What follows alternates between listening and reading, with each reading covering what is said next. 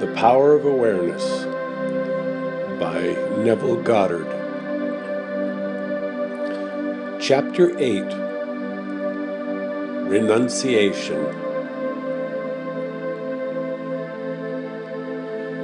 There is no coal of character so dead that it will not glow and flame if but slightly turned.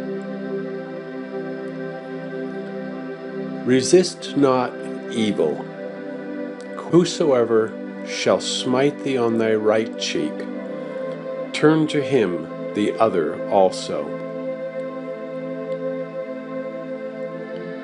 There is a great difference between resisting evil and renouncing it. When you resist evil, you give it your attention. You continue to make it real. When you renounce evil, you take your attention from it and give your attention to what you want. Now is the time to control your imagination and, quote, give beauty for ashes, joy for mourning, praise for the spirit of heaviness, that they might be called trees of righteousness, the planting of the Lord, that he might be glorified. You give beauty for ashes when you concentrate your attention on things as you would like them to be, rather than on things as they are. You give joy for mourning when you maintain a joyous attitude regardless of unfavorable circumstances. You give praise for the spirit of heaviness when you maintain a confident attitude instead of succumbing to despondency. In this quotation, the Bible uses the word tree as a synonym for man. You become a tree of righteousness when the above mental states are a permanent part of your consciousness.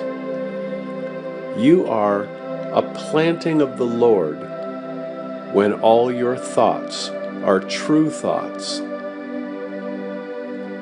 He is I am, as described in chapter 1. I am is glorified when your highest concept of yourself is manifested. When you have discovered your own controlled imagination to be your Savior, your attitude will be completely altered without any diminution of religious feeling, and you will say of your controlled imagination, "Behold this vine, I found it a wild tree, whose wanton strength had swollen into irregular twigs.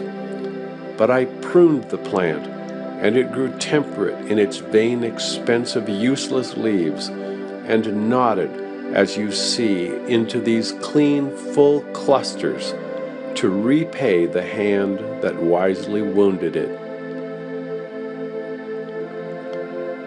By vine is meant your imagination, which, in its uncontrolled state, expends its energy in useless or destructive thoughts and feelings.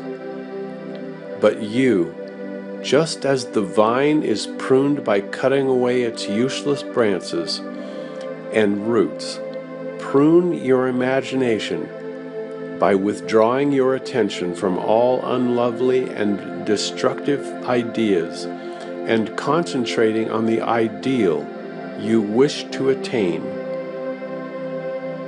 The happier, more noble life you will experience will be the result of wisely pruning your own imagination. Yes, be pruned of all unlovely thoughts and feelings, that you may think truly, and thy thoughts shall the world's famine feed. Speak truly, and each word of thine shall be a fruitful seed. Live truly, and thy life shall be a great and noble creed.